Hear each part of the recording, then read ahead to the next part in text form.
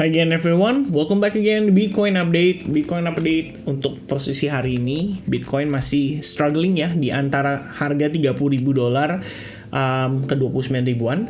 Dan hari ini akan ada rilis data CPI dan FOMC. Teman-teman mungkin bertanya-tanya, ada beberapa yang kurang begitu mengerti gimana cara ceknya. Kalian bisa mampir aja ke yang namanya investing.com. Kalian search di bagian economic calendar dan kalian tinggal cari tahu di sana ada data-data apa aja.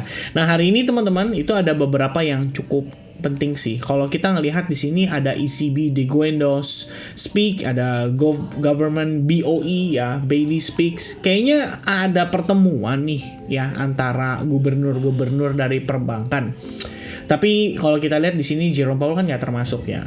Mungkin kalau kita lihat karena ini situasinya di Euro ataupun di UK, jangan-jangan ada hubungannya nih dengan BRICS lagi ya teman-teman ya. Jadi kan kita tahu sekarang rata-rata negara besar itu sedang mencoba untuk melakukan yang namanya dedolarisasi atau mulai tidak menggunakan dolar. Dan apakah hal tersebut akan berdampak pada dolar indeks? Harusnya sih udah pasti ya. Kita ngelihat value dolar nanti suatu saat mungkin akan melemah. Tapi saya rasa Amerika juga nggak akan tinggal diam. Dia juga nggak akan istilahnya pasrah aja gitu loh. Pasti dia juga pengen berusaha untuk mempertahankan tahtanya ya, kita bilang dalam artian dolar tuh harus tetap kuat ya. Anggapannya mungkin seperti itu teman-teman. Nah, ini kita di sini bukan buat ngebahas itu ya, itu nanti kita biarkanlah proses berjalan, kita lihat nanti ke depannya seperti apa. Dan yang kita pengen bahas saat ini adalah soal CPI. Jadi CPI itu ada dua kelompok teman-teman. Yang pertama adalah kelompok yang tanpa perhitungan dari food dan energy atau makanan dan bahan bakar ya. Dan yang salah satunya lagi adalah yang termasuk. Jadi mungkin kenapa CPI di sini kalau kita ngecek nih, tadi saya ngelihat ya, sempat research juga lebih deep terkait dengan CPI dan core CPI. Ini kan ada dua angka. Yang core CPI itu diperkirakan malah cenderung naik. Ini artinya seperti mungkin kita bilang rent kali ya. Rent itu kayak biaya sewa lah di Amerika, itu cenderung mungkin meningkat gitu. Tapi kalau di sisi lain CPI-nya itu justru malah turun dari 6% jadi 5,2%. Ini secara forecast. Nah, bisa dipercaya atau enggak menurut teman-teman? Ya kan?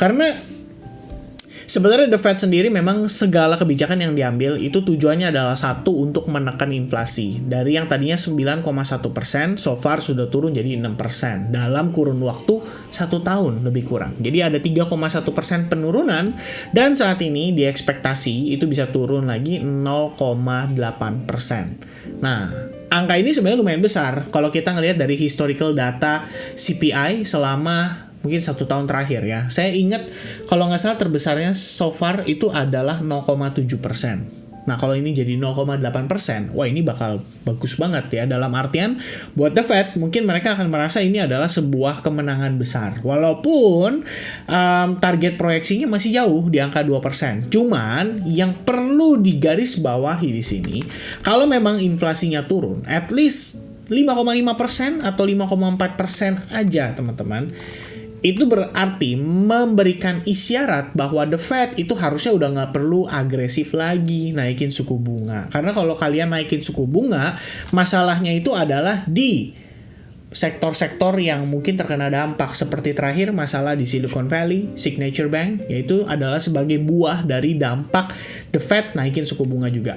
Jadi mungkin no reason untuk dia naikin suku bunga. Kemarin NFP unemployment juga kita ngelihat bahwa angkanya cenderung bagus ya, dalam tanda kutip sesuai ekspektasi mereka. Ada pelemahan penambahan tenaga kerja. Jadi kalau misalkan kita berharap bahwa The Fed itu nggak mau naikin suku bunga atau dia mempertahankan suku bunga, maka penambahan pekerjaan ya, dari sektor tenaga kerja itu harus berkurang. Karena dengan demikian demand-nya bisa ditekan. Dan kalau demand-nya bisa ditekan, The Fed percaya inflasi bisa perlahan-lahan cenderung turun. Nah, kalau inflasinya turun, berarti balik lagi The Fed nggak perlu naikin suku bunga lagi. Dalam artian waktu si Jerome Powell testimoni, buat teman-teman yang ingat di bulan Maret awal dia testimoni, kan dia ditanya ya, dia bahkan mengatakan pada saat itu The Fed membuka kesempatan untuk kenaikan 0,5%. Nah, pada saat itu market langsung drop. langsung crash ya. Kita ngelihat pada saat setelah testimoni, saya masih ada catatannya teman-teman, seperti yang saya terakhir share di Twitter. Kalian bisa cek juga di sana. Jerome Powell testifies no pivot in 2023, GP says likely to be higher. Ini dalam tanda kutip interest rate ya. Dan awal Maret harga turun. Nah, karena kejadian Silicon Valley dan lain-lain ya, ini kalau kita bahas lagi teman-teman pasti udah ya, ini lagi yang dibahas ya. Oke, kita skip dulu ya this one ya. Nah, yang pasti dengan CPI di bawah 6%, selama nggak jelek ya, dalam artian, wah kalau dia 6% turun 5,9% itu jelek banget berarti. The Fed mungkin akan kecewa dan mungkin Mei akan keluar narasi baru, yaitu kenaikan suku bunga 0,5%. Tapi kalau misalnya angkanya 5,3%, 5,4%, well, good news tentang hal ini adalah ada possibility the Fed justru malah nggak jadi naikin suku bunga nanti di pertemuan bulan Mei. Nah, mungkin terlalu cepat ya kita untuk mengatakan hal ini karena akan ada data PCE, kemudian di awal bulan Mei juga nanti akan ada NFP. Well, kabar baiknya adalah 3 Mei ya. Jadi ternyata sebelum NFP nih bahkan udah ada keputusan suku bunga.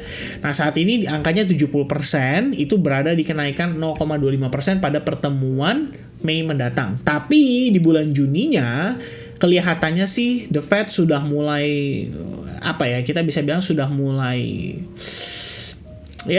kelihatan lah ya bau-baunya bahwa The Fed nggak akan naikin suku bunga lagi. Dia akan pertahankan suku bunganya di 5-5,25%. That's it teman-teman. Ini adalah good newsnya.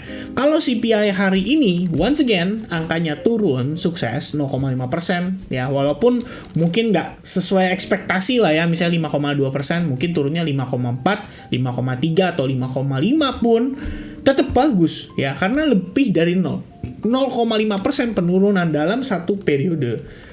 Menurut saya itu udah cukup bagus. Itu menurut saya sih. Tapi kalau misalkan menurut publik atau menurut market ternyata belum begitu bagus, well, ya kalian nilai sendiri kira-kira ekspektasi pasar seperti apa. Karena ya tergantung dari price action-nya. Kan kira-kira seperti itu.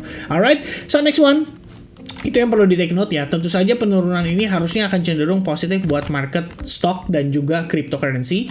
Nah, untuk Bitcoin-nya sendiri, kalau kita lihat progresnya saat ini, terakhir itu kan dia berhasil break terhadap resistance sebelumnya. Dan resistance-nya itu ada di 29.200. Jadi wajar aja kalau saya pikir sih seandainya Bitcoin perlu koreksi dulu. Ya, mungkin minimal ngejar-ngejar ke 29.200 or maybe even lower karena kita punya exponential moving average 21 dan the true resistance so far selama perdagangan beberapa waktu terakhir itu ada di $28.700 ya. Kita ingat atau teman-teman ingat berapa kali Bitcoin mencoba untuk break dari 28.700 tapi selalu gagal ya, bahkan ada fake out-nya di sini seperti nge-grab liquidity, banyak orang beli ternyata dibanting lagi gitu kan.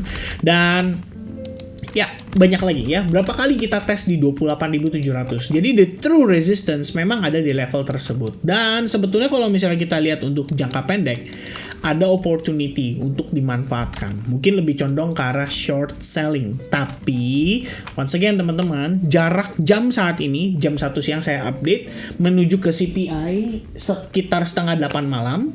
Itu cenderung singkat waktunya. Mungkin cuma punya 5 jam pergerakan. Itu pun biasanya menjelang rilis data, market akan cenderung low volatile. Kenapa? Karena para pelaku pasar lebih prefer nunggu rilis data. Jadi begitu data keluar, mereka tahu harus make a move-nya seperti apa. Nah, mungkin salah satu faktor penggerak ya, atau pendorong pergerakan market hari ini, mungkin datangnya dari Ethereum ya. Karena Ethereum kita ngelihat udah ada koreksi ya setelah tadi malam saya update. Wah, ternyata langsung turun ya. Nggak tanggung-tanggung, dia nggak ngejar sampai ke istilahnya cuma demand zone ya. Ini demand zone nyampe sih. Demand zone ke hold ya, dari semalam kita update, ke hold sedikit, and then ada a little bit sideways, dan pada akhirnya bam, breakdown. Ya, breakdown, kita udah testing lagi ke level resistance sebelumnya. Well, menarik ya teman-teman sekalian ya. Jadi, Kalau kita lihat progresnya si Ethereum itu di time frame 4 jam lagi testing terhadap area demand zone-nya. Kalau misalkan di Bitcoin di time frame hourly-nya yang saya lihat sih memang ini masuk ke dalam fase koreksi. Kita lagi testing ke exponential moving average 8 time frame 4 jam dan saya rasa nggak berhenti sampai di sini. Ada possibility bisa turun lagi sampai ke 29.200-an ya. Itu untuk exponential moving average yang time frame 4 jam. Nah, kalau kita ngelihat ya sebenarnya sih kalau saya personally biasanya nggak terlalu bisa dibilang nggak terlalu spekulatif atau nggak terlalu mencoba untuk prediksi ya. Mungkin lebih ke arah kita ngelihat aja deh secara struktur. Selama sellers masih dominan, same like yang kita bahas tadi malam ya. Precisely seperti yang tadi malam kita bahas ya, dimana supply zone-nya, kemudian bagaimana Ethereum terkena rejection dari supply zone dan akhirnya membawa harga turun lebih jauh ya. Intinya selama sellers masih dominan, gak ada reason buat kita buru-buru flip ya, gak ada reason buat kita buru-buru berpikir bahwa oke, it's ready to pump again ya, sampai para pelaku pasar menunjukkan kepada kita. Dan perlu diingat teman-teman, para pelaku pasar yang saya maksudkan adalah whales ya, mereka yang punya uang besar. Kita retail di sini cuma bisa ngikut aja kan. Nah, kalau kalian sebenarnya di sini melihat ada terbentuk sebuah chart pattern dikenal dengan istilah rising wedge diiringi dengan maybe volume yang rendah dan macam-macam. Yap, itu benar banget dan pada akhirnya breakdown terhadap si rising wedge-nya. Cuman ini kan ada support level nih. Ya, support level yang kelihatannya sih cukup kuat. Jadi kalau saya pikir sebelum area ini berhasil di break, agak riskan ya untuk kita ngelihat pergerakan saat ini dimanfaatkan untuk short gitu loh. Kecuali teman-teman memang yang typical tradingnya tuh agresif, kalian bisa aja manfaatin situasi ini ya. Dan pada akhirnya kita ngelihat si rising wedge ini tuh sudah berhasil di breakdown dan sekarang sedang tersideways. Jadi kalau misalnya entry-nya break on after entry-nya on breakout setelah dia berhasil breakdown daripada si supportnya, mungkin itu bisa dimanfaatkan ya. Dalam tanda kutip harus close candle, nggak cuma di 15 menit tapi juga di time frame 1 jam. Ini bisa jadi sebuah peluang. Nah, cuma balik lagi teman-teman, ini menurut saya cocoknya buat kalian yang agresif ya, dalam tanda kutip, walaupun nanti malam ada CPI, kalian mengabaikan dan tetap transaksi based only price action aja. Nah, menurut saya itu bisa dipertimbangkan. Ya, feel free teman-teman, silahkan lakukan analisa masing-masing ya. Saya di sini berbagi pandangan aja. Kalau saya pribadi, beberapa long position yang saya ambil overall udah berhasil exit. Exitnya juga bagus banget karena kita pakai stop loss plus, jadi safe ya, safe banget ya. Akhirnya exitnya tuh dalam keadaan good deal kalau saya bilang. Ini terakhir di Filecoin ya, ini protective stop loss saya terakhir udah berhasil exit di sana. Kemudian kita kemarin ada kasih update juga buat teman-teman di Advance ya, untuk CFX, bahkan before teman-teman. Ini saya katakan nih, before harganya breakdown. Jadi kita kasih protective stop loss-nya, saya katakan ini kan udah membentuk low price nih. Kalau break dari sini ya lebih baik kita exit karena ada resiko harga bisa drop lagi. Dan terakhir di CFX kita lihat, well, such a good deal, right?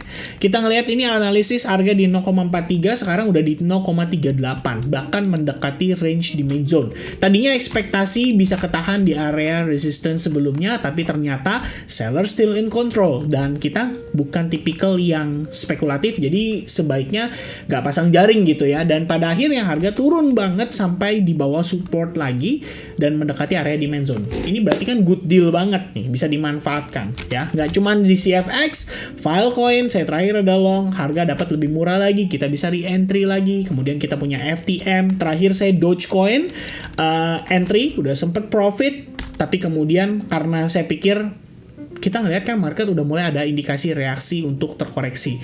Oke, saya inform ke teman-teman kemarin. Stop loss saya geser ya ke break even. Kalau kena ya udah, kalau misalkan memang belum dapat rezeki ya, berarti kayak ya small lose aja lah ya. Istilahnya cost untuk kita bayar cari tahu apakah Doge bisa perform atau tidak, dan pada akhirnya kita dapat harga lebih murah. Ya mungkin kalau memang dia proses penurunan atau koreksinya belum selesai, kita bisa aja manfaatin nanti di dekat level-level tertentu dan kita coba cari setup yang ideal untuk dimanfaatkan. Alright, so basically still have Solana juga. Saya masih ada update analysis di Solana yang nanti kita coba untuk lihat ya kira-kira teman-teman ya. Saya sudah ngelakuin polling di Telegram, udah mulai keluar dan kelihatannya kita akan kembali ke Matic teman-teman. Nanti mungkin kita akan bahas untuk Matic dan CFX ya. Jadi ada 2 koin. Saya coba pairing aja dari yang di-share di situ, CFX sama Matic, kemudian Arbitrum dengan Matic, kemudian Solana atau Dogecoin dengan Matic ya. Mudah-mudahan teman-teman suka ya. If you guys like it,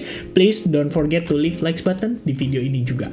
Alright, so I think that's it everybody. Itu dia sharing saya seputar Bitcoin. Ini yang saya lihat dan mudah-mudahan teman-teman bisa dapat pertimbangan ya dari atau bisa dapat referensi dari apa yang saya sharingkan pada siang hari ini. Thank you very much for watching and I'll see you guys again in the next update after CPI tonight and have a nice day guys. Cheers. Bye bye.